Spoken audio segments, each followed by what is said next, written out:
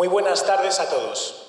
Lo primero, queremos dar la bienvenida al seminario a todo el público asistente por acercaros esta tarde a nuestra casa. Sois siempre bienvenidos. Y segundo lugar, agradecer, por supuesto, a los participantes, que luego presentaré, su asistencia. Asistimos desde hace algún tiempo, dentro de la revolución actual de la cuestión antropológica, a un fenómeno curioso y preocupante. La figura del padre, del varón, está siendo vaciada de contenido propio, imponiéndose la idea de que el padre en muchas ocasiones es una figura prescindible o sustituible.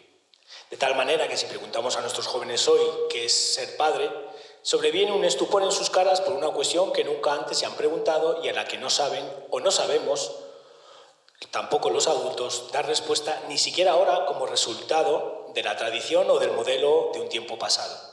Muchos jóvenes ya no pueden echar la vista atrás y encontrar asideros o referencias para poder responder a esta pregunta.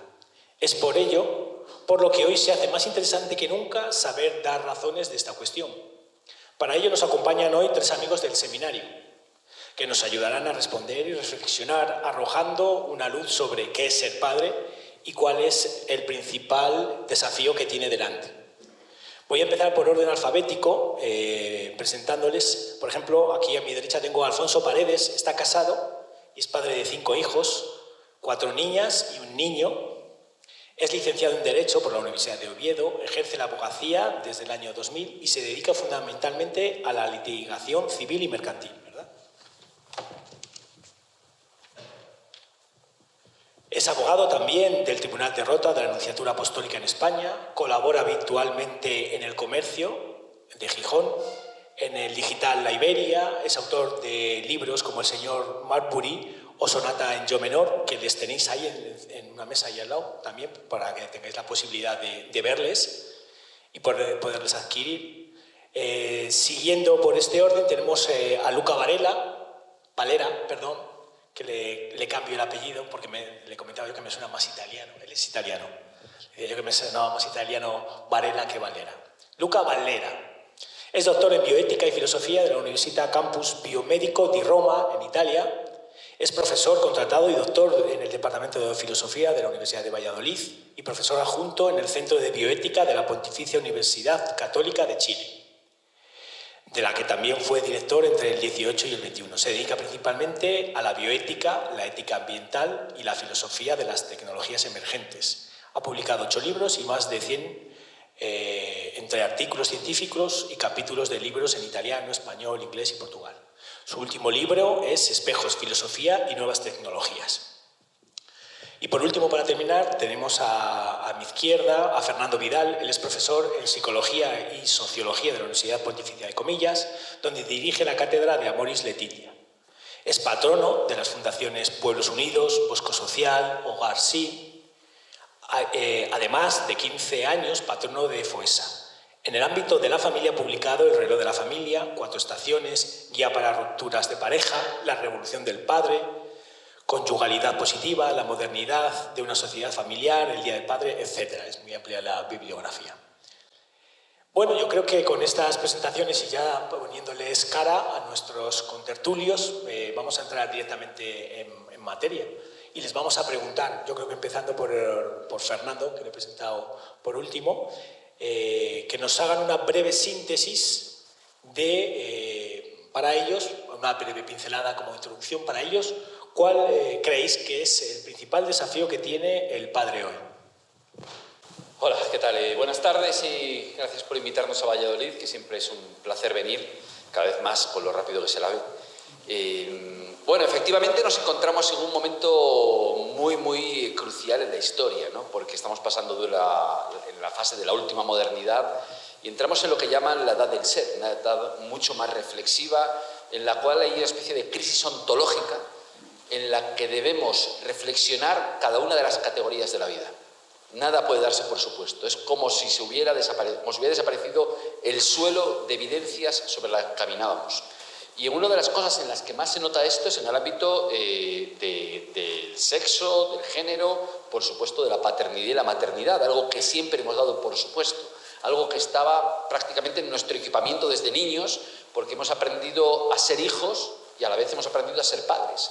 Y sin embargo ahora nos sorprendemos con la pregunta, una pregunta que deja a la gente perpleja y los jóvenes realmente no saben decir no solamente qué es ser padre, sino no sabrían decir qué es lo singularmente masculino.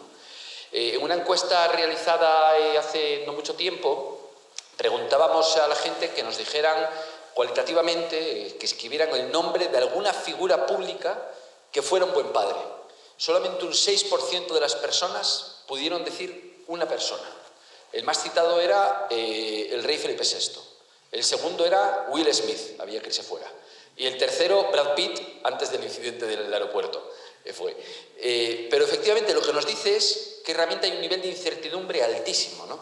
Bueno, yo creo que aquí influyen diversas cosas, pero hay una evidente, y es ese vaciamiento de la certidumbre sobre qué es ser varón. Al respecto, yo creo que influyen dos cosas claramente. Una primera, es verdad que venimos de un paradigma patriarcal y de un mundo patriarcal en el cual ha habido una liberación de la mujer y nosotros tenemos que hacer una transformación estructural de nuestra posición y de nuestro rol que nos requiere repensarnos. Nos requiere repensarnos con las mujeres, repensarnos con las madres, repensarnos en el mundo. Y esa parte de repensar no la hemos hecho del todo. No la hemos hecho del todo. A mí sí me parece que el documento Patris Corde, con corazón de padre, que ha hecho Francisco, es un gran paso adelante en el buscar qué es el padre, qué es ser padre. Pero por otra parte, posiblemente sea demasiado poco para el grado de reflexión que necesitamos en nuestra sociedad. Y hay una segunda cuestión importante, y es que pese a que parece que el varón y que el padre ha dominado una sociedad patriarcal, sabemos bastante poco sobre los padres. Nos parecen mucho menos complejos los cuerpos masculinos que los cuerpos femeninos, lo cual no es verdad.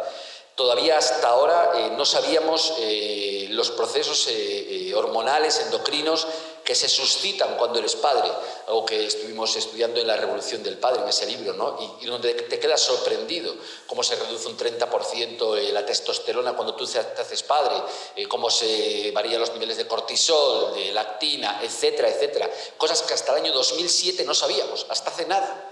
Es decir, no conocemos nuestro cuerpo masculino. Por tanto, necesitamos, no sé si no una refundación, pero sí un redescubrimiento como varones. Y eso no viene solamente del ámbito ideológico, sino viene de una investigación mucho más a fondo y de una reflexión sobre la experiencia. Y yo creo que sobre todo de escuchar al corazón, porque puede que yo no tenga claro lo que es ser padre, pero siempre mis hijos tendrán claro qué significo yo para ellos. Y yo creo que ahondar en esta experiencia que hemos tenido todos, de tener padre, o casi todos de tener padre, es algo bastante clave. Yo creo que hay otras dos cuestiones importantes. La Biblia, la literatura, la historia ha tenido grandes ejemplos de padre y tampoco podemos permitir que todo el pasado sea arrasado diciendo todo es patriarcalismo, porque no es verdad, no es verdad. Hay muchas fuentes históricas que nos hablan de buenos padres y de padres llamativamente modernos, ¿no? Como San José mismo, Abraham mismo, no responden al perfil patriarcal, antiguo, tal, que se suele vender. Y por lo tanto necesitamos profundizar en ello, ¿no? Rescatar padres del ámbito de la historia. Y por último, la singularidad masculina es algo que nunca vamos a descubrir solo los varones. Igual que la singularidad femenina no se puede descubrir solo las mujeres, sino que esencialmente, constitutivamente, es complementario. Constitutivamente somos una sola cosa. Y es algo que necesitamos descubrir juntos, ¿no? ¿Y dónde estaría la clave de ser padre? Bueno, hay una clave importante. Nadie cuestiona qué es ser madre. ¿Por qué? Porque hay un elemento anatómico que tiene tal fuerza que en sí mismo es profundamente original y constituyente. Sin embargo, en el padre hay algo muy interesante, y es que su condición de padre viene por la llamada que siente del hijo. Es vocacional. Su hijo nunca está dentro de él. Él sí está dentro del hijo, pero su hijo nunca está dentro de él. Es decir, en el padre lo que hay es un redoblamiento del carácter vincular del ser humano, del elemento relacional del ser humano. Algo que también está en la madre, pero en el varón solo está ese aspecto. Y creo que eso es algo que nos habla de la profunda unión que hay entre el amar y el saber en el ser humano. Yo creo que nos señala algo profundamente original del propio surgimiento del ser humano. Por eso creo que sí que dentro de la comprensión de qué es ser padre hay algo que es revolucionario para poder comprender la singularidad no solamente de los varones, sino en general del ser humano. Bueno, muchas gracias primero por la invitación, Fernando. Estoy muy contento de estar aquí y de poder compartir algunas cosas con vosotros. Voy a decir algunas cosas, ojalá filosóficas, no sé, eso es lo que me dedico, así que trato de... retomo algunas cosas, había pensado en algunas cosas, pero retomo algunas cosas que ha dicho Fernando que me parecen interesantes. Es decir, primero, la cuestión ontológica. Yo trataré aquí de describir un rasgo ontológico del padre que me parece que es particularmente, digamos, desafiado hoy en día, que es la cuestión de la autoridad. Otra cosa sobre, digamos, que estoy parcialmente de acuerdo, es decir, la madre hasta ahora tiene una relación muy cierta con el hijo. Bueno, los latinos también decían mater semper certa, no porque se sabía, pero con los nuevos desafíos tecnológicos puede ser que no sea así. Y entonces puede ser que el padre nunca se ha sabido mucho, la madre, bueno, se veía porque el hijo efectivamente salía del vientre de la madre, hoy en día ya no es tan así, podría no ser así. Bueno, pero más que esto, lo que me interesa es por qué la figura del padre es tan desafiada hoy. Y cuando pensé en esto, pensé en Así habló Zaratustra, ¿no? Nietzsche, Zaratustra que va ahí en el mercado y dice, Dios ha muerto, ¿no? Empieza así. Y dice, tengo que decirle una verdad, Dios ha muerto. Y me parece que se puede hacer el mismo discurso hoy en día, el padre ha muerto, es decir, ya no existe el padre porque no existe la autoridad. El padre es la autoridad, es decir, a nivel de etimología significa quien te hace crecer, ¿no? Augere significa hacer crecer. El padre siempre es quien se ha ocupado, digamos, del crecimiento, digamos, de una cierta forma espiritual del hijo. Pero a partir de un cierto momento, ahora estamos en la fase de la posmodernidad, dicen efectivamente, todo esto, digamos, ha fracasado. ¿Por qué ha fracasado? Porque ha fracasado la experiencia que es la base de la autoridad. Ahora me explico. Hay un filósofo italiano que se llama Giorgio Agamben, que escribe algunos libros interesantes, Opus Dei, Homo Sacer, y hay otro que se llama Infancia e Historia, donde efectivamente dice esto, dice, con la ciencia moderna lo que se reemplazó la experiencia con el experimento, ¿no? No sé si logro explicarme un poco minuto, pero voy en 30 segundos. Es decir, el experimento es algo calculable, manipulable, que acontece siempre en un ambiente muy bien definido, controlado, ¿no? Y todo lo puede repetir, ¿no? Que esa botella de agua aquí caiga es una cosa bastante evidente porque hay algunas leyes que dicen así. Entonces todos podemos hacer ese mismo experimento, ¿no? Y siempre pasa esa misma cosa. No me sirve que alguien me diga, mira, ¿sabes qué? Eso cae, porque yo mismo lo puedo experimentar. La experiencia es distinta, la experiencia significa doblarse sobre lo que ha acontecido y nosotros muy pocas veces hacemos experiencia de las cosas, ¿no? Si yo os pregunto qué habéis comido anoche, probablemente uno no se acuerda porque no ha hecho experiencia, porque ha comido algo normal y entonces no era muy importante, ¿no? Bueno, la importancia de la experiencia es decir, doblarse, volver sobre las cosas que han pasado y reflexionar, ¿no? Doblarse una segunda vez, como dice la etimología de reflexionar. Ahora, la experiencia es lo que digamos, se vincula a la autoridad, ¿no? La autoridad es la que tiene una experiencia, me hace hacer experiencia.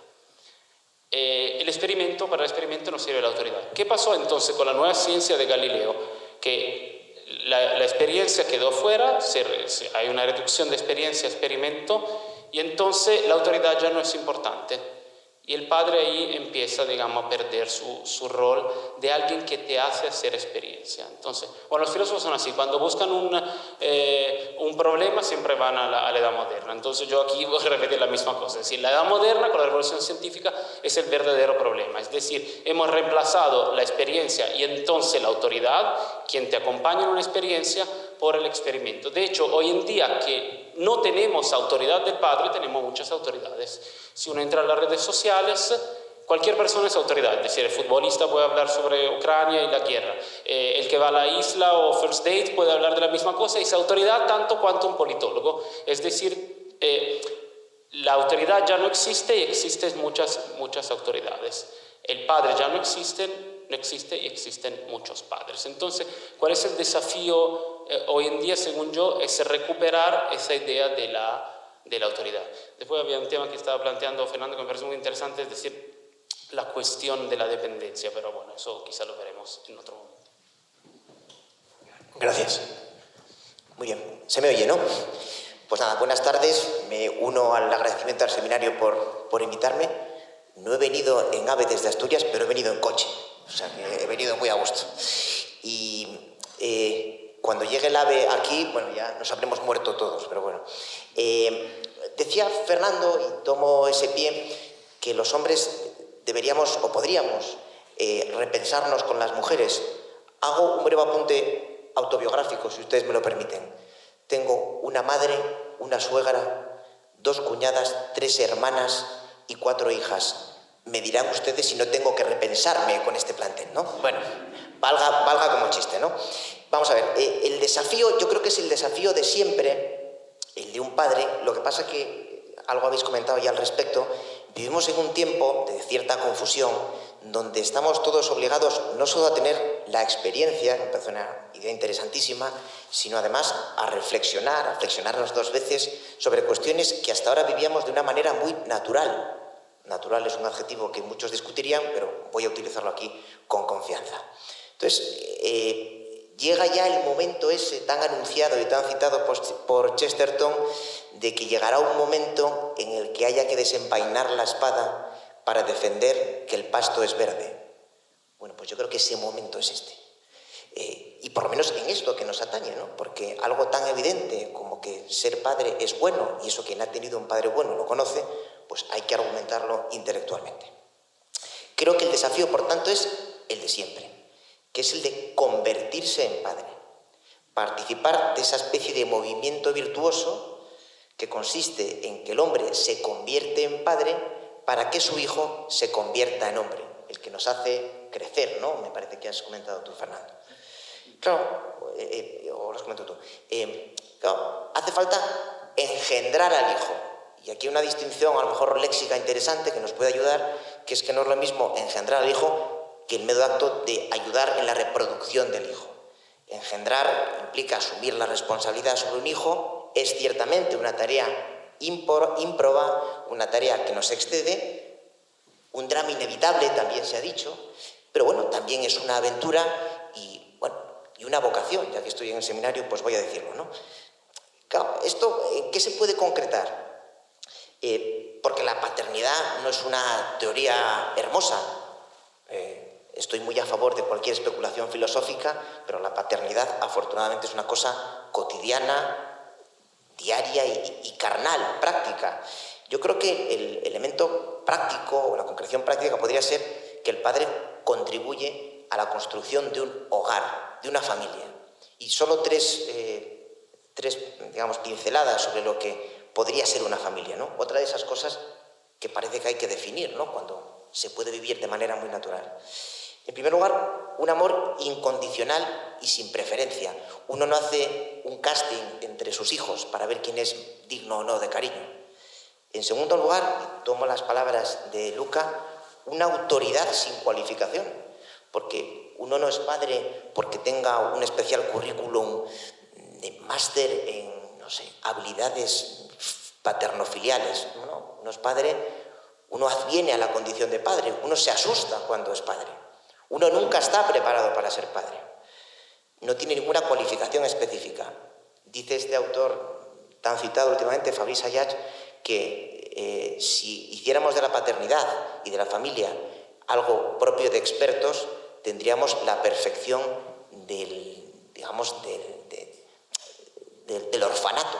Y no es eso lo que queremos. Lo que queremos es una familia, con sus luces y con sus sombras. Y en tercer lugar, y ya acabo porque con 4 hijas, pues imagínense lo que hago cuando cojo un micrófono. Aprovecho y hablo todo lo que puedo, porque en casa apenas me dejan. No, decía, en tercer lugar, una libertad sin independencia. También lo comentaba Fernando, y vuelvo sobre las sabias palabras de mis compañeros. Aquí no venimos solos. Tendremos que pensar lo que es ser padre, evidentemente, en unión con nuestras mujeres y con nuestros hijos. Por tanto, hay que convertirse en padre. El reto sigue siendo convertirse en padres. Y bueno, lo que pasa es que eso tiene mucho hilo la cometa, espero que podamos decir algo al respecto. Muchísimas gracias, Alfonso. Yo la verdad que me quedo escuchando y me olvido de que estoy aquí de moderador y que no me puedo abstraer tanto, porque si no me quedaría de público y me dejaría llevar. Yo lanzo la siguiente pregunta y en vez de seguir por orden, quien quiera que la coja, y aunque participemos todos o todos lleguéis a tocarla o responderla. Porque además la habéis un poco tocado, ¿no? Cuando habéis hablado, bueno, pues de los rasgos de ser padre. Yo os preguntaría, ¿por qué está en crisis la figura del padre hasta el punto de considerarse prescindible? Es decir, y habéis hablado de lo genuino, Fernando ha hablado de lo genuinamente masculino como un rasgo, habéis hablado de la autoridad también como otro rasgo, del hecho de convertirse. ¿Por qué la figura del padre está en crisis hasta el punto de considerarse completamente prescindible también? Un poco relacionándolo con el momento que vivimos. Sí, yo creo que necesitamos primero el profundizar realmente en qué es ser padre, qué es masculino, ¿no? Porque si no, yo estoy de acuerdo con Luca, es un principio metodológico. Tenemos que saber qué es exactamente o a dónde llegamos a decir qué es, a qué llegamos, a qué alcanzamos a definir o a clarificar un poco, y desde entonces, desde ese sitio, desde esa clave, sí podemos decir, oye, esto es crítico, esto nos está haciendo.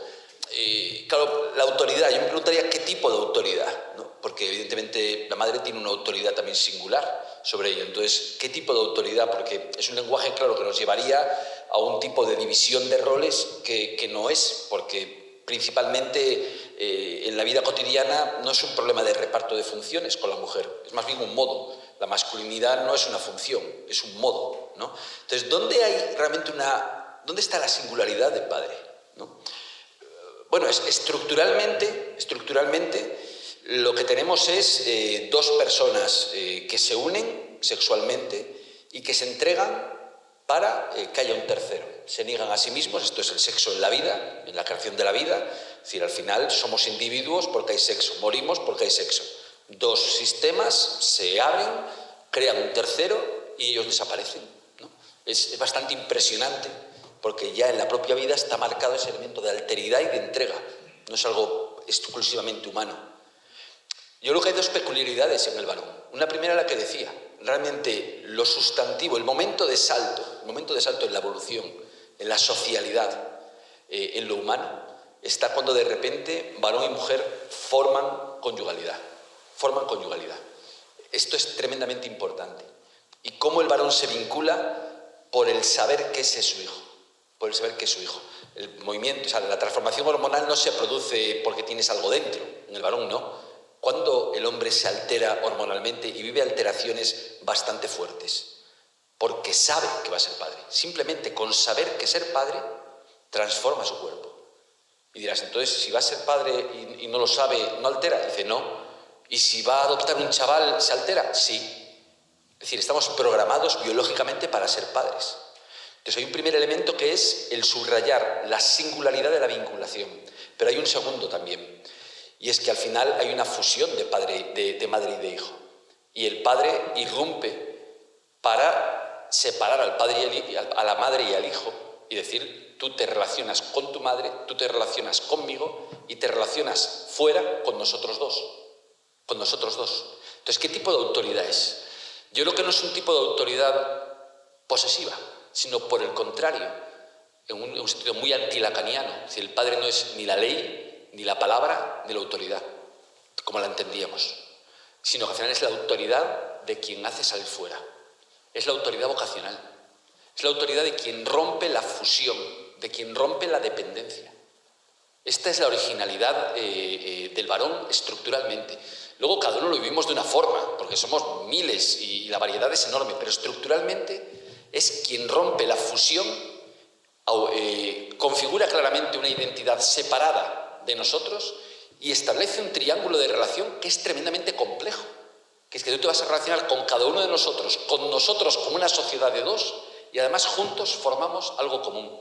Es decir, ese triple anillo de relación, de vinculación conmigo, o sea, con el otro, con el vosotros y con el nosotros, me parece que es donde realmente lo masculino tiene su singularidad.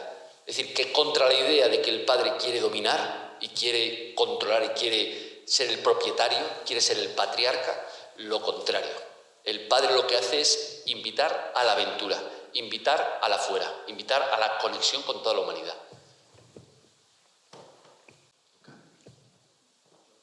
Sí, seguimos dialogando. A mí me parece... ¿Qué tipo de Bueno, por un lado estoy de acuerdo, es decir, la autoridad básicamente que educa, ese rol, bueno, educere siempre, digamos, llevar afuera, ¿no? Entonces en eso estoy de acuerdo. Es decir, el padre es quien tiene ese rol, digamos, de hacer vivir la experiencia, lo que había dicho, ¿no? Y por eso es tan difícil. Por el otro lado, pero el padre siempre tiene un rol de autor, bueno, pater familias era quien definía efectivamente cómo era la familia en la antigua Roma, ¿no? Y el padre siempre es una figura muy incómoda, ¿no? La historia de la filosofía lo muestra muy bien, es decir, para ser filósofo hay que matar al padre. El parricidio de Parménides, de Platón, ¿no? Hay que matar siempre, digamos, quienes son los que nos han enseñado algo. Y bueno, la historia de la mitología también lo muestra muy bien, el Edipo Rey y todo esto. Es decir, de una cierta forma hay como una exigencia, digamos, de independencia. Que puede ser buena, pero que por el otro lado lleva justamente a lo que la pregunta que está haciendo Fernando, es decir, ¿por qué está en crisis? Porque lo que está en crisis hoy en día yo creo que es la dependencia. Y el padre de una cierta forma nos recuerda, por el apellido, y vemos cómo ahora se puede cambiar el apellido tranquilamente, ¿no? Nos recuerda que somos dependientes. Que es un rasgo que le molesta al ser humano, es decir, yo quiero ser independiente, ahora la nueva tecnología me muestra que yo puedo ser independiente, puedo cambiar mi cuerpo como quiero, puedo cambiar todo lo que quiero hacia la perfección. Hay un filósofo que escribe un texto muy interesante, se llama Contra la perfección, una de las ideas más peligrosas de la contemporaneidad que la nueva tecnología nos está mostrando, es decir, hay que ser perfecto, es decir, hay que eliminar cualquier dependencia. El padre es lo que nos recuerda que somos dependientes de una cierta forma, es decir, que somos hijos. Porque como digo siempre a mis alumnos cuando empiezo la primera clase de bioética, que vamos a hablar de aborto y todo eso, entonces la gente ya un poco se molesta, yo digo, no todos aquí somos padres, yo sí soy padre, muchos de vosotros no, pero todos somos hijos. Que es el rasgo verdaderamente humano, ser hijo, es decir, ser dependiente. Nosotros, en cuanto seres humanos, somos dependientes. Matar el padre significa matar la dependencia, es decir, eliminar un rasgo que nos molesta mucho en cuanto nos recuerda nuestras fragilidades, ¿no? Y la necesidad de una conexión, de una vinculación. Hago solo digo solo una pequeña cosa con respecto a las nuevas tecnologías, porque las nuevas tecnologías han mostrado cómo todo esto es verdaderamente posible. Es decir, claro, hay un vínculo muy radical entre el hijo y la madre, el hijo y el padre. Había ahora un vínculo muy radical entre el hijo y la madre, el hijo y el padre, por lo menos a nivel biológico, porque ahora con los temas de la fertilización in vitro, la reproducción asistida, etc., ese vínculo ya no existe, podría no existir. Es decir, el padre se reduce a esperma, y eso es decir, que dona un gameto, lo que sea. La madre también puede donar y después hay otra madre, cuando se hace el embrión, se implanta en otra madre, hay otra madre que lleva a cabo el embarazo, hay otra madre que puede criar. Entonces, la figura con la nueva tecnología, la figura del padre, de la madre, están en peligro totalmente, también a nivel biológico, no solo cultural. De hecho, cuando yo le hago este ejemplo muy rápido a mis alumnos, cuando hay un caso que, digamos, pasó 4 años atrás, 3 años atrás, cuando una pareja homosexual en Inglaterra, 2 hombres querían tener un hijo. Entonces, uno de los dos dijo, yo voy a donar el esperma. Y el otro dijo, mira, ¿sabes qué? Mi hermana puede donar el óvulo. ¿Okay? Entonces, pareja homosexual, uno dona el esperma, la hermana de otro dona el óvulo y la madre de otro dijo, yo voy a llevar a cabo el embarazo. ¿Okay? Nació el hijo y yo le pregunto a mis alumnos, ¿quién es la madre? ¿Quién es el padre? No les interesa, porque el padre ya desapareció, pero ¿quién es la madre? ¿Quién donó el óvulo? ¿Quién llevó a cabo el embarazo? Uno de los 2 hombres de la pareja homosexual. Y ahí es un problema enorme, es decir, ¿por qué? Porque padre y madre tiene que ver con algo biológico, pero tiene que ver también con algo cultural. Y ese es el problema más grande que tenemos, creo. Gracias. Al hilo de esto último, ¿se oye, no? Sí.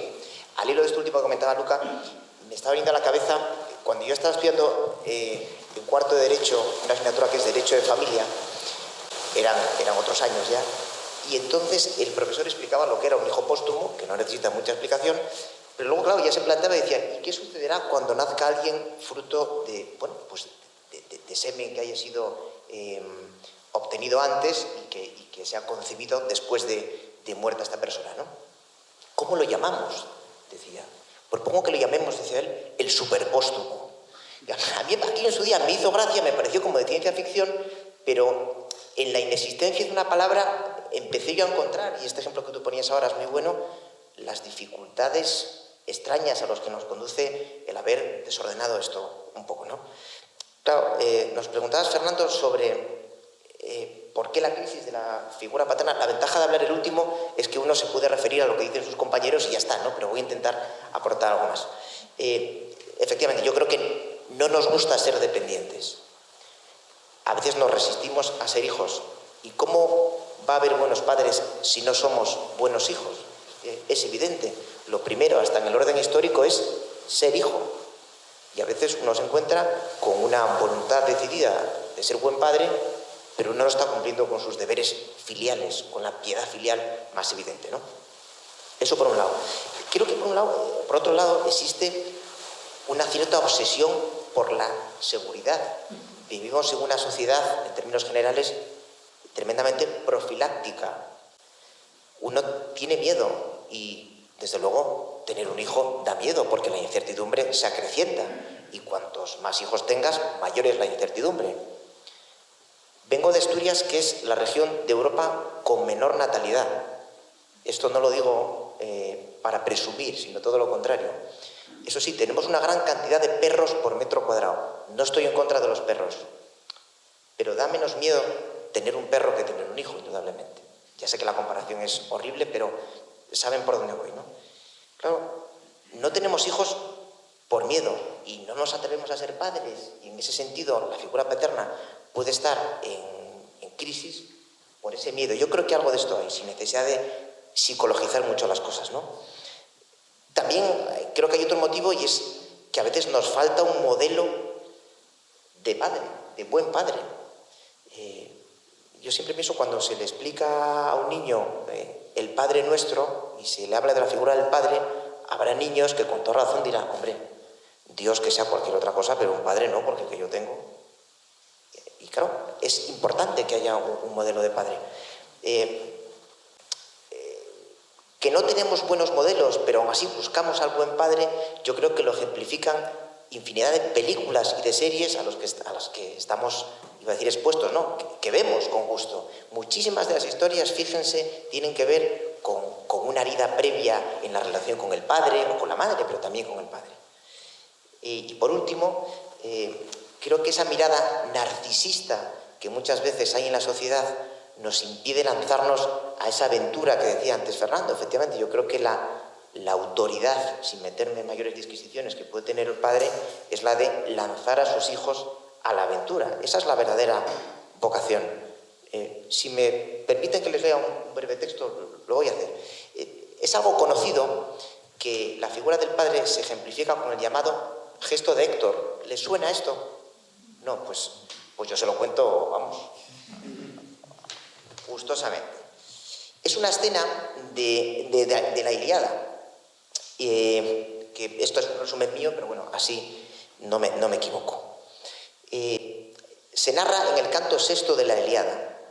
Héctor, el mejor de los troyanos, lo recordarán ustedes, está a punto de enfrentarse a Aquiles en un duelo en el que Aquiles morirá. Es un spoiler, por si tenían pensado leer la Ilíada, pero bueno, Aquiles muere. Es un gran libro de todas formas. Antes de entrar en combate, Héctor se despide de su mujer, Andrómaca, y de su hijo, que aún es un bebé. Héctor lleva una armadura de bronce y un penacho de crines de caballo. Al verle, el niño se asusta y grita.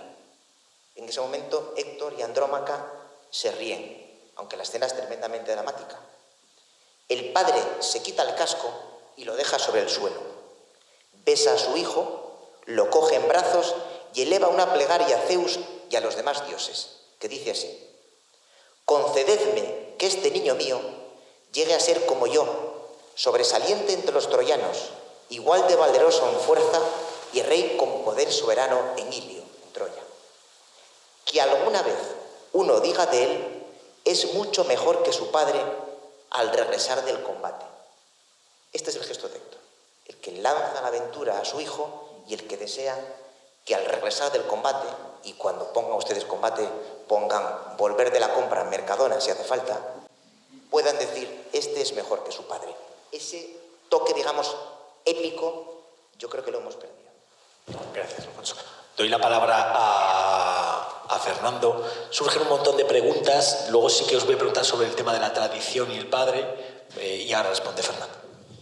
Sí, tres cosas, pero primero me encantaría ir a un juicio tuyo. O sea, me estoy... Sí, o sea, quiero ver tanto un juez así, digo, Dios mío, esto es fantástico.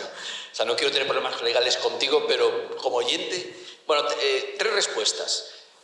Primero, siempre habrá un triángulo primordial. O sea, puede que haya una ausencia de padre, pero siempre va a haber un anhelo, una melancolía, una nostalgia de dónde está esa parte que falta. Porque el ser humano está hecho para crecer y para constituirse como persona humana en un triángulo primordial, con padre, madre, y relacionándose él no solamente socializado por una persona, sino socializado por dos, socializado por una sociedad. Luego podemos pensar si tiene que ser varón-mujer, varón-varón, mujer-mujer, bueno, bien, pero por dos, siempre. No te socializa solamente una persona.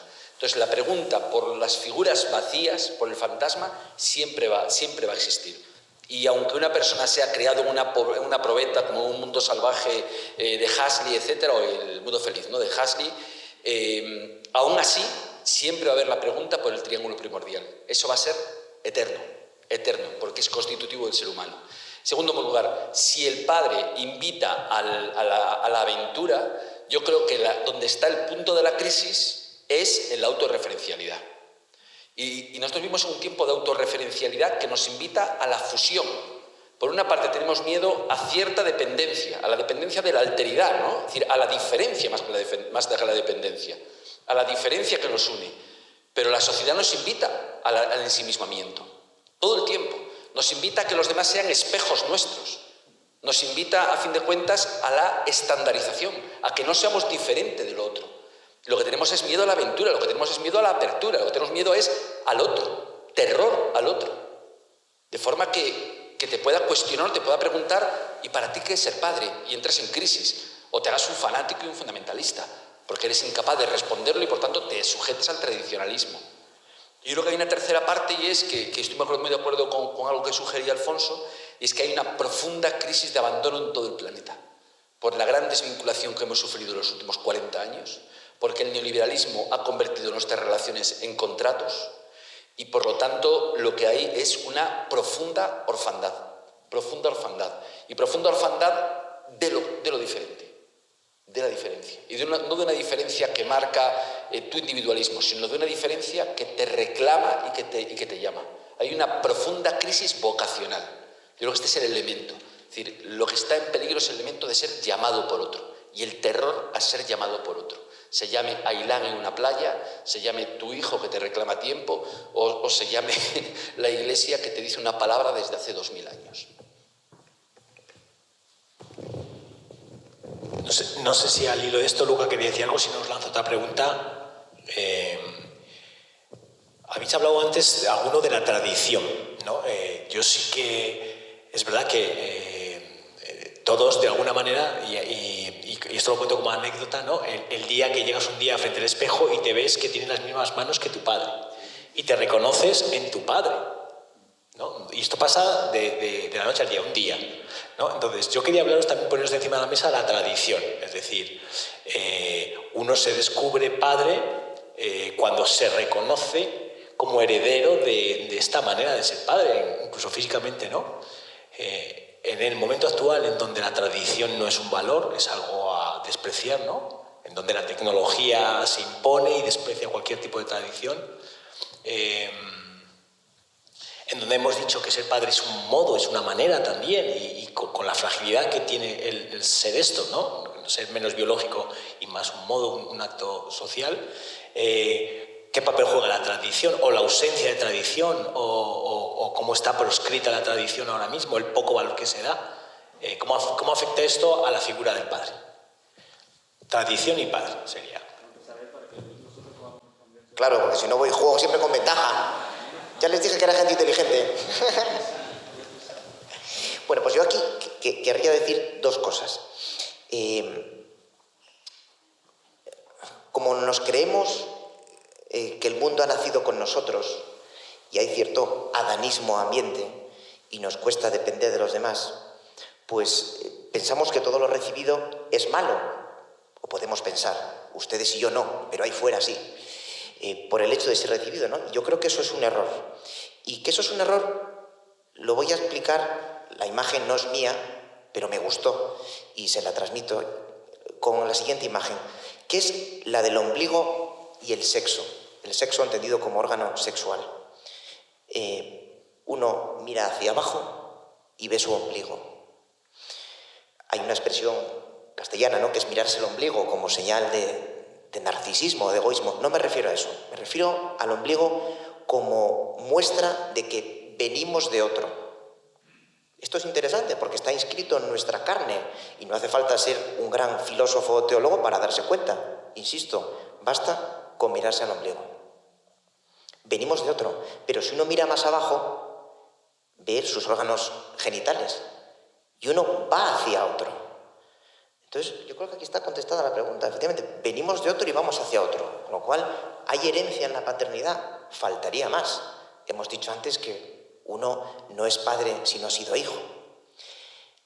Eso no quita para que, evitando melancolías o nostalgias de que cualquier tiempo fue mejor, uno, al mismo tiempo que hereda, como se hace en el derecho civil, los bienes, también hereda las deudas o puede heredar las deudas de sus padres. No me refiero al ámbito patrimonial, sino me refiero, y ustedes estarán conmigo, a esas cosas que uno tiene de su padre, por ejemplo, y que no le gustan. Y que cuando uno es hijo pequeño dice, yo jamás reñiré así a mis hijos.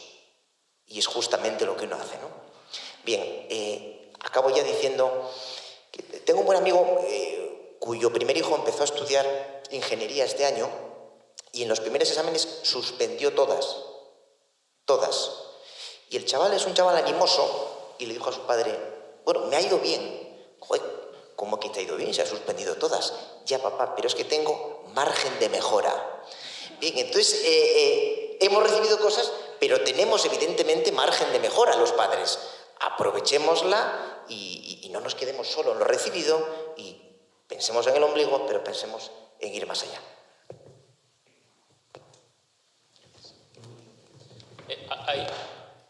Bueno, así es más fácil, porque claro, lo has dicho todo tú, así que ya está mi profesor de bioética que le gusta criticar la posición de los otros, entonces cuando estaba en una conferencia siempre llevaba su carpeta y decía, no, que hablen ante los otros, y nunca abría esa carpeta, dejaba hablar y después lo criticaba, y yo un día cuando ya estaba haciendo la tesis con él, le digo, pero ¿qué tiene en esa carpeta? No, nada, o sea que no tenía ninguna cosa suya preparada, sino que solo criticaba a los otros, así que me va a tocar lo mismo. No, muy útil lo que dijiste, me parece que efectivamente es esto, es decir, tradición y novedad, que es lo que estamos llamando todo como hijos, es decir, el hijo lo que tiene que hacer es tratar de recuperar, y eso es difícil, sin eliminar o borrar por completo lo que le han dado, ¿no? Los filósofos, los primeros, digamos, filósofos de la Edad Media decían somos como enanos sobre la espalda de gigantes, ¿no? Eso es decir, tenemos una tradición que es muy importante, pero no se puede quedar ahí. O sea, error del padre justamente es llevarte toda esa tradición y después lanzarte y entonces ayudarte a superar esa tradición. Lo explico con un ejemplo que hacía uno de mis profesores de filosofía cuando hablaba justamente de la figura de Picasso. Estamos en España, así que podemos hablar de eso. Decía, bueno, Picasso ya a los pocos años, 6, 7 años, sabía pintar como Raffaello se llama en italiano, mejor decirlo. Pero dice, ¿cuál es? O sea, si Picasso se hubiera quedado pintando como Raffaello, dice, probablemente ahora mismo estaría en el infierno. Él dice que Picasso está en el paraíso. Bueno, eso no lo sé, pero dice, por todo lo que nos ha entregado como obra artística, ¿no? Dice, ¿por qué está en el paraíso ahora? Sí. Porque justamente lo que ha hecho es retomar esa tradición y agregar algo suyo. Es decir, el desafío al que estamos llamados es no solo pintar como Raffaello, sino que después agregar el nuestro, llegar a Guernica y todo lo que conocéis muy bien. Es decir, reinterpretar lo que hemos hecho, lo que han hecho nuestros padres, y a partir de eso, efectivamente, digamos, ser lanzados en el mundo. Este es el gran desafío. Por eso, bueno, antes hablaba de matar al padre como algo problemático.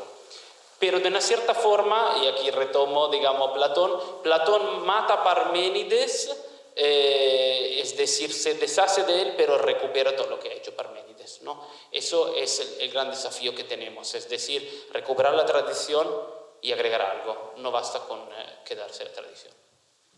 Sí, primero yo creo que no tenemos que tener nostalgia de ninguna figura institucionalizada de la paternidad en el pasado.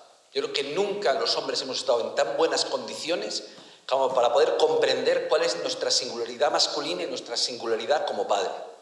No ha habido. Igual que la mujer. No ha habido ninguna institucionalización o formulación del papel femenino en el pasado del que debamos tener nostalgia y al que tener que volver. No. Y esto ocurre porque es verdad que hemos estado cruzados por una funcionalidad desigual de la que nos hemos ido liberando, y esa equidad entre nosotros ha puesto en primer lugar el que la relación conyugal es una relación de amistad y por amor. Y esto que damos por supuesto ahora, no podíamos darlo por supuesto hace 100 años. Cada vez nosotros vemos con mayor claridad cuál es qué es la relación conyugal y su vinculación inherente con la amistad y la equidad. Y por lo tanto, yo creo que es nuestra responsabilidad, y especialmente responsabilidad de esta generación, de los que estamos aquí, el ser capaces de repensarnos desde ahí. Y creo que hay que repensar 3 cosas. Tenemos que repensar desde nuestra experiencia, como dijo Luca, ¿no? Desde la experiencia. ¿Qué significa para nosotros? Y profundizar en esa experiencia. Yo creo que el problema que tenemos es un problema de superficialidad.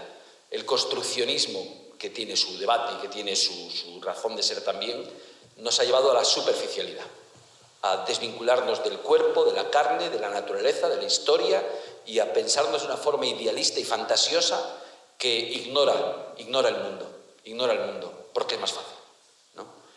Yo creo que en segundo lugar tenemos que contemplar compasivamente a nuestros padres. Esos padres que seguramente han estado menos presentes en casa de lo que debían, que han sido emocionalmente poco hábiles para el tal, que quizás se han ajustado mucho a roles externos típicos. Ahí hay una experiencia de entrega, de estar todo el día currando, de estar gastando sus cuerpos, de estar luchando por la familia, que necesitamos rescatar compasivamente y no dejarles solo bajo el fuego, bajo el foco del patriarcalismo. Me parece tremendamente injusto, brutalmente injusto. Entonces necesitamos recuperar compasivamente cómo nuestros padres hicieron o cumplieron esa singularidad masculina en las condiciones en las que estaban, igual que nosotros. Y en tercer lugar, necesitamos rescatar las historias del pasado.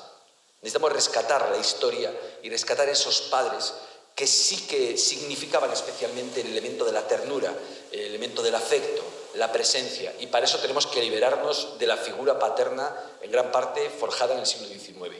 Donde al final el padre fue quitado de la familia, llevado a la fábrica, externalizado de la familia y realmente maquinizado. Gran parte de lo que nosotros referimos como patriarcalismo tiene que ver con la maquinización capitalista del padre. Por lo tanto, necesitamos recuperar esa historia. Y por último, con respecto a la tradición, quienes no acogen la tradición están condenados a ser manipulados por ella. Porque tradición siempre va a haber. Porque siempre recibimos algo de la generación anterior. Si no lo somos capaces de asumirla y de acogerla creativamente, o nos atamos al tradicionalismo, que es traicionar la tradición, o sencillamente estamos siendo manipulados. No somos más listos por creer que vamos a inventarnos algo. Al contrario, estamos siendo profundamente llevados por corrientes que no conocemos. Muchas gracias. Yo os preguntaría también al hilo de lo que decís, y por dar un paso atrás, ¿no? Estamos hablando del padre, el padre varón. Yo os diría, ¿está en crisis el varón? ¿Está en crisis el hombre? Lo masculino, habéis dicho. El padre tiene lo genuinamente masculino. ¿Está en crisis, hemos hablado del padre, pero está en crisis la figura del hombre varón? ¿Y por qué? ¿De dónde creéis que viene? Esta pregunta es muy difícil, ¿eh? Es muy grande. Es muy grande. Gregorio Luri, que a lo mejor le suena a ustedes, en un libro que se titula Elogio de las familias sensatamente imperfectas, el título ya lo dice todo, dice que la desaparición de la figura paterna está muy vinculada a que a los padres, no es literal, ¿no?, pero la idea es esa, a que a los padres no se les perdona que no sean madres. Es la desaparición no solo del padre, sino del hombre, ¿no? Hay un libro que antes comentábamos, fuera de micrófonos, que son, como se dice en la tele, de una médico italiana, Mariolina Ceriotti. Seguro que la pronunciación que hace Luca es maravillosa, yo lo digo como puedo.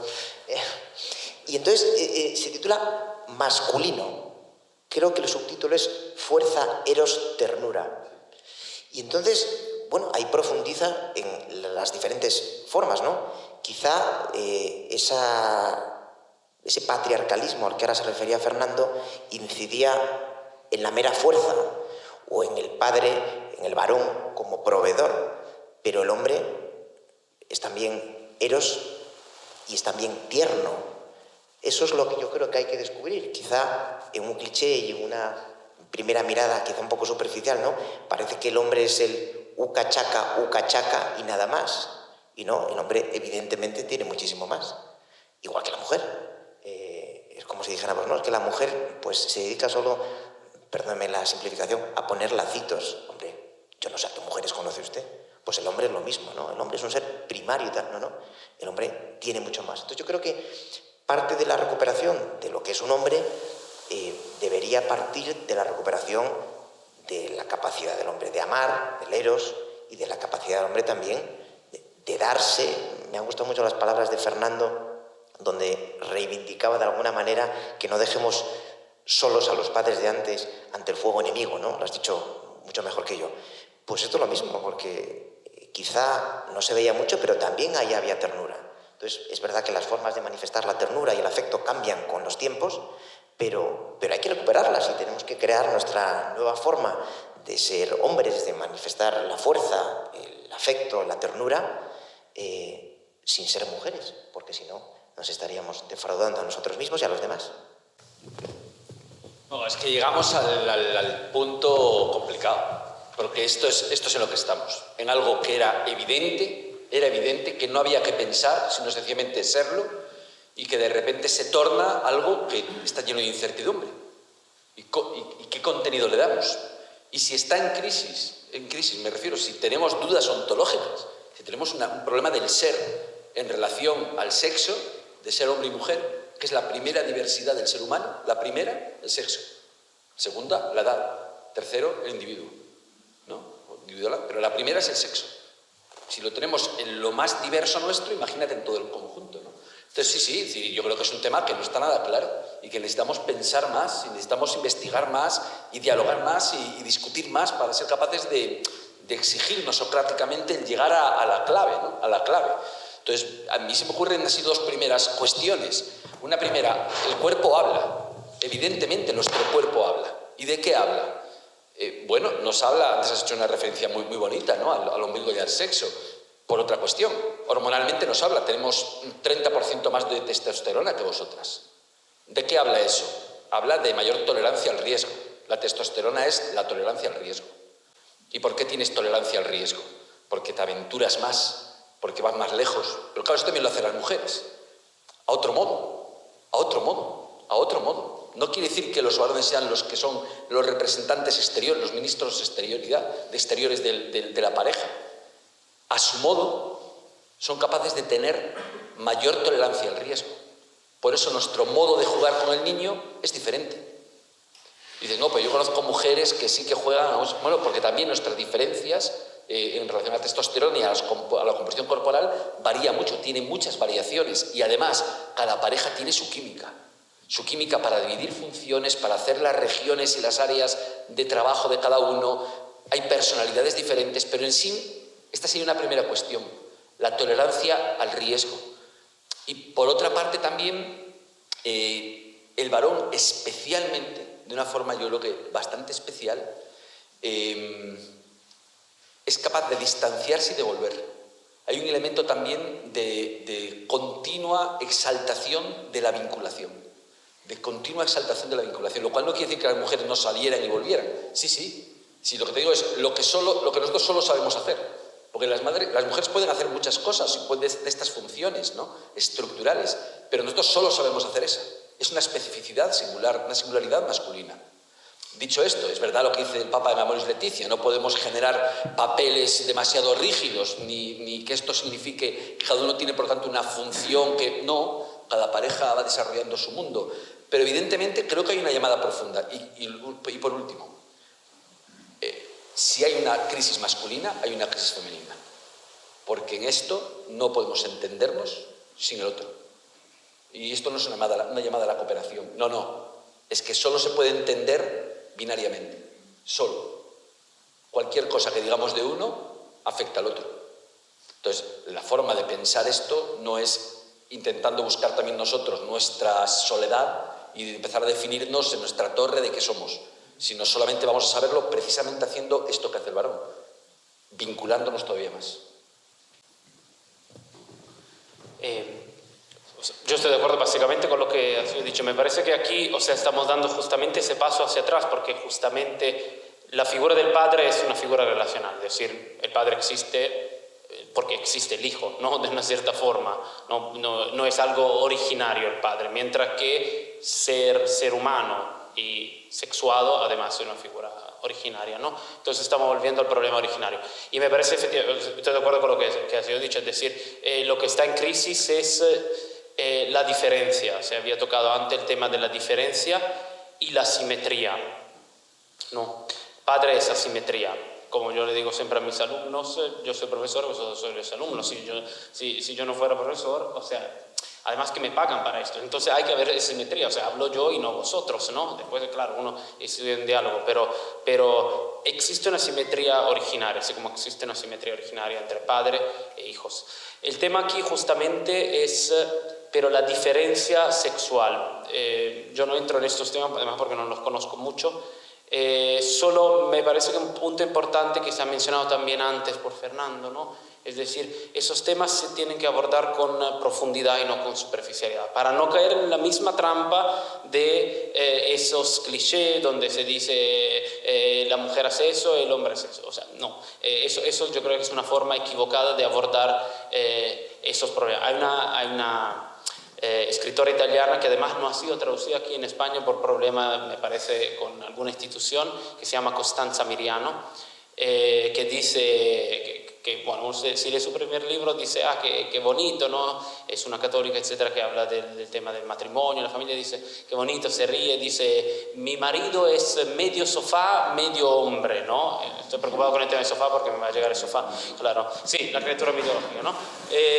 La primera vez uno se ríe, después dice, pero vamos, un poco más de profundidad, por favor. Entonces, yo creo que hay que abordar esos temas con profundidad. La diferencia sexual también influye, como se decía antes, sobre nuestra experiencia. Es decir, cuando nosotros hacemos experiencia, vamos siempre con nuestra mochila cargada de cosas, con nuestros fantasmas, con nuestras preocupaciones, con el tema de lo que hemos vivido, con los problemas que tenemos. Cuando Fernando me dijo, ¿puedes participar en esta mesa sobre el padre, etcétera? Yo respondí, bueno, como padre biológico cumplo, pero como padre moral no lo sé si estoy a la altura, pero la primera cosa que uno piensa padre, entonces uno piensa todas las veces que ha fracasado como padre. Es decir, las palabras siempre, digamos, conllevan una experiencia, es decir, esa mochila de vivido que tenemos, ¿no? De toda experiencia que tenemos, que es una palabra muy difícil a entender, la experiencia.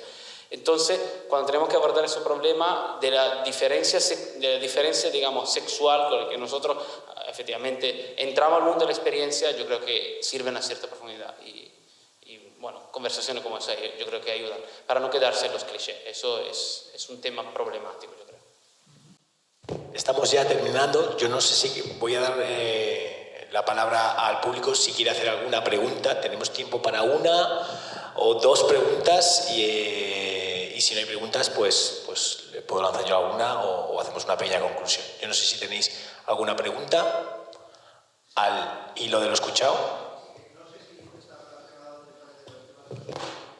Pero desde la semana pasada vi en un telediario, porque solo hago que ver telediarios, me salto mis propias normas, me dije hace meses que no volvía a ver un telediario y no me hago caso, pero el otro día en un telediario, y no le hago más que dar vueltas, hicieron una encuesta, ¿no?, en la que preguntaban a las personas, les ponían en una situación terminal, ¿no? Les decían, a ver, en una situación de extremo peligro, en el que solo puedes salvar a un ser, ¿a quién salvarías? Les ponían opción A, tu perro, ese perro con el que has vivido toda tu vida, le tienes mucho cariño, has compartido con él pues lo mejor, también lo peor. Y la opción B es un niño, un bebé desconocido para ti. No sé si lo veríais, pero a mí me impactó. Claro, les ponían a la gente en una situación pues terminal. Pero lo que me impactó es que hubo gente que dudaba. El porcentaje, no sé, de las respuestas no lo vamos a comentar, pero hubo gente que incluso diría que salvaría a su perro. Entonces, aunque no está muy relacionado con el tema, a mí desde el otro día me crea una zozobra esa mini encuesta que echan al final de los telediarios. Digo, un perro, un ser humano. Y entonces me gustaría saber su valoración al respecto. Y no tengo perro, tampoco tengo hijos, pero mi respuesta pues la tengo clara, vamos, a la encuesta. Muchas gracias. Yo sí tengo perro. Tengo un maravilloso braco de Weimar. Maravilloso. Y creo que en general la piedad y la filia con los animales, y especialmente el aumento que existe, forma parte de la renaturalización. Entonces, yo tengo pocas gracias con este tema. Poco existe con este tema. Porque sí me parece que es muy, muy, muy importante esta gran corriente en el planeta de revincularse y de cuidar a los animales y de pensar éticamente en los animales. Me parece que el cuidado de los niños y muy especialmente la valoración de los niños en proceso de gestación requieren una profundización por esa línea, por vincularnos mucho más con la naturaleza, vincularnos mucho más con la vida. Y yo contra a veces esas oposiciones que hacemos implícitamente o explícitamente de perros y niños, yo creo que al revés. Yo creo que la ecología y que el cuidado de los animales va por la línea del cuidado de la vida. Va por la línea del cuidado de la vida. Y lo que nos falta es mayor sensibilización todavía en este tema. Otra cosa es que el ensimismamiento te lleve a creer que tu perro es tu hijo o a encerrarte y a poseerlo, porque al final el animal parece que es un muñeco, ¿no? Esa forma. Pero yo creo que no. Yo creo que hay una sincera forma es una sincera preocupación. Una sincera preocupación. Y quizás el problema es que sentimos más amenaza del ser humano que del animal. O sea, es más un tema de miedo y de miedo por ser abandonado y haber sido herido. Junto con eso quiero añadir una cosa más. Aquí estamos hablando de paternidad y todos más o menos aquí atendemos a una idea de paternidad. Estamos reflexionando desde ser padres y ser hijos, y seguro que hemos sido buenos hijos en nuestra manera y buenos padres también a nuestra manera, ¿no? Pero sí quiero decir que es un tema muy serio y que esta flotabilidad de la masculinidad, en primer lugar, y también de la paternidad, pero todo de la masculinidad, está generando muchísimos problemas, evidentemente, en los chavales. Muchísimos problemas en los chavales que atienden al final a una posición fundamentalista. Y fundamentalista no en un sentido solamente de atribuirme el tradicionalismo, sino de ir en la dirección de la violencia y en la dirección de romper la amistad y la equidad y la seguridad de la mujer. Entonces, esta flotabilidad y esta incertidumbre experiencial de la masculinidad es tremendamente peligrosa. Tremendamente peligrosa. Sí, Lucas, para terminar, bueno, teníamos una pregunta, si quieres complementar la respuesta, y tenemos una pregunta también más. Sí, muy rápidamente. Dos cosas. Primero, hay que leer Peter Singer, no sé si lo habéis escuchado este nombre, porque Peter Singer lleva ese tema un poco más allá, digamos, y dice, si tenemos que experimentar cosméticos, cosas así, vamos a experimentarlo sobre monos o sobre niños con síndrome de Down. Es mejor con niños con síndrome de Down porque no tienen la racionalidad que tienen los monos. Ahí, digamos, os dejo esto como tema. Es uno de los grandes filósofos contemporáneos que en bioética tienen más influencias con el tema del infanticidio, el aborto y todo eso. Entonces, y el otro tema que me parece interesante es que justamente esos dilemas, que eso es un dilema famoso en filosofía, se llama trolley problem, son justamente aquellos dilemas que han empezado con una cierta mentalidad de la modernidad que nos han hecho perder la experiencia, porque nuestra vida moral no es esta cosa, no es decir, si matar a un niño, matar a un perro, no, nuestra vida moral es un poco más interesante. ¿Cómo se solucionan estos problemas? Con el utilitarismo, que es una forma computacional, digamos, de decir máximo placer o máximo sufrimiento, que es una forma de ética de cálculo, o con la ética de Spinoza, el amor geométrico demostrato, es decir, con cálculo siempre. Mientras que la ética, por ejemplo, de Aristóteles, no quiero hacer una clase de filosofía, solo para entender, decía, esas cosas cómo se solucionan con la experiencia y con la prudencia, reflexionando sobre, o sea, mirando quién es verdaderamente prudente, es decir, el phronimos, el que es sabio, que es padre. No, nuestra vida moral es esto, es mirar a quienes han hecho experiencia, no solamente calcular.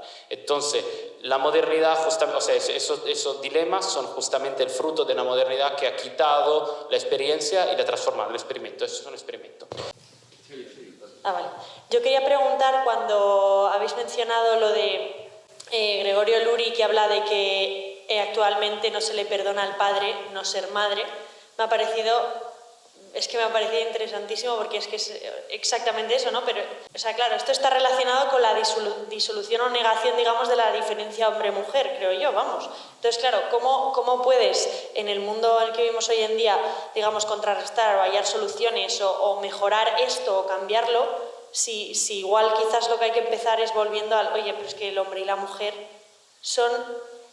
o sea, tienen los mismos derechos, pero son diferentes, o sea, no son iguales, no sé si me explico, ¿no? Porque, bueno, esto iría a combatir, digamos, la ideología de género y decir que, bueno, es que igualdad no significa que tengamos que hacer exactamente las mismas cosas de la misma manera. O sea, ha hablado usted antes de equidad, que no es lo mismo que igualdad. Entonces, un poco la pregunta sería, ¿cómo abordamos eso? No sé. ¿Cómo la abordamos? Tengo la solución, no. Se la voy a decir, apunten. No, lo uno a lo que comentaba usted antes, porque incide en lo que para mí y creo que para muchos resulta evidente, que es la distinción entre el hombre y la mujer. Pero bueno, vuelvo al principio, como tenemos que defender lo evidente, eso no es fácil. ¿Cómo se demuestra la existencia de la luz si además cuando miramos nos ciega? Eso es complicado. Filosóficamente, pues esto nos lleva ocupando siglos, ¿no? Pero lo uno a lo que decía usted antes, en esa especie de combate dialéctico en el que se nos quiere poner a hombres y a mujeres, curiosamente, de forma implícita se está hablando de diferencia, pero luego la diferencia se niega, es todo un poco confuso, ¿no? El otro día a una determinada dirigente, no diré nombres porque no hace falta, en un momento determinado, tampoco aporta gran cosa, le preguntaron, ¿pero qué es ser mujer? Y yo esperaba algún tipo de, no sé, epifanía. Digo, bueno, ahora nos va a decir, nos va a dar un poco una explicación de la identidad femenina, en qué consiste, ¿no? Y entonces soltó su matraca ideológica, ¿no? Entonces, todo está imbuido de ideología. No hay un razonamiento detrás. Igual que es ideológica la pregunta de ¿qué salvarías, a un perro o a un niño? Digo, ¿pero por qué voy a tener que matar a un niño por salvar a un perro o al revés, ¿no? Es una trampa, es un dilema que no tiene un sentido, es propio de sofistas, ¿no? Entonces, ¿qué hay que hacer? Yo no sé, no tengo la fórmula mágica, ¿no? Pero lo que sí tengo es la fórmula práctica cotidiana, que es que hay que manifestar en todas aquellas cuestiones de la vida propia de cada uno la diferencia que existe. Mencionaba usted antes muy oportunamente el tema de la maternidad. Bueno, pues cuando alguien te diga voy a tener un hijo, no le digas, ya lo siento. No, hombre, pues alegrémonos de que hay una nueva vida, ¿no? Esto tiene infinidad de manifestaciones prácticas en la diferencia entre el hombre y la mujer. Sigamos celebrando esa distinción que a veces se da en la vida práctica y que a veces conlleva cierto sufrimiento en las diferencias entre un hombre y una mujer, ¿no? Cuando a uno le dice a su mujer, ¿en qué estás pensando? Y uno dice, en nada. Y dice, ¿cómo que en nada? Es imposible que no pienses en nada. Sí, dejadnos no pensar en nada, ¿no? Entonces, yo sería más partidario no de una gran solución ideológica, de una gran construcción hiperteórica, sin perjuicio de que hay que seguir reflexionando, por supuesto, y para eso estamos aquí, pero sí de probarlo con la vida cotidiana y de imbuir todo esto de un gran sentido del humor, que es, me parece, la mejor medicina para diluir toda esta matraca ideológica que nos amenaza. No sé si lo he dejado suficientemente confuso. Gracias. Le dejo la última palabra a Luca para que nos cierre. Yo diría, en primer lugar, la equidad hombre-mujer nos hace transparentes. Nos da transparencia de qué es ser hombre, de qué es ser hombre y qué es ser mujer. Tanto creo que profundizar en esa equidad de la amistad, profundizar en la conyugalidad positiva, profundizar en la conyugalidad, y ciertamente las condiciones en las que estamos históricamente son nuevas y van a ir transformándose en términos positivos, en principio, en relación a la equidad, nos va a hacer más transparentes. Luego tenemos que estar atentos a qué estamos viviendo, ponerle nombre, ser capaces de repensarnos en ese sentido, de vernos con mayor transparencia. En primer lugar, profundizar en la conyugalidad. En segundo lugar, necesitamos revincularnos, porque este es un problema fundamentalmente de abandono y de desvinculación. Y cuando tú te desvinculas de los demás soportan cualquier cosa. Por eso existe polarización. ¿Por qué? Porque estamos desvinculados de los otros, por tanto, el de izquierdas es no sé qué, el de derechas es no sé qué, ¿por qué? Porque estás jugando a dar palos a un guiñol. No sabes quién es. Porque no tienes ya una persona cerca con la que estar hablando en la tertulia y lo hemos perdido. Y en ese sentido la división es cada vez mayor porque perdemos capacidad de amistad con los otros. Luego necesitamos de nuevo reencontrarnos. Y para esto cumple un papel fundamental las parroquias. Fundamental. Es de lo poco que nos queda como lugar de revinculación en los barrios. Y en tercer lugar, vivimos ya en la edad del ser.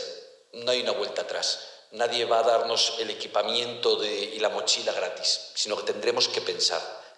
Hay un imperativo reflexivo. Estamos condenados a tener que pensarnos en un mundo cada vez más diverso, más personalizado y con más incertidumbres. Luego, es obligatorio el tener medios de reflexión. Hay medios de producción, pero pocos medios de reflexión. Lugares donde sentarnos y pensar, como este lugar, pero también lugares donde podamos luego ponernos en pequeños grupos y pensar con otros muy diferentes a nosotros, desde la experiencia que decía muy bien Luca. Como nosotros no generemos una sociedad civil, estamos en un 19% en España, como no generemos una sociedad civil por encima del 50% de personas vinculadas a actividades sociales, ¿no? En la que haya una fuerte carga cultural, y no me refiero a irnos a escuchar conciertos, que también está genial, sino a ser capaces de pensar agradecida y compasivamente y relacionalmente sobre las cosas, vamos a vivir en un mundo en el cual, lejos de cumplirse aquello que decían los galos de que se me cae el cielo sobre la cabeza, lo que va a pasar es que se nos va a caer el suelo bajo nuestros pies. Y eso es el principio del totalitarismo. Sí, muy brevemente.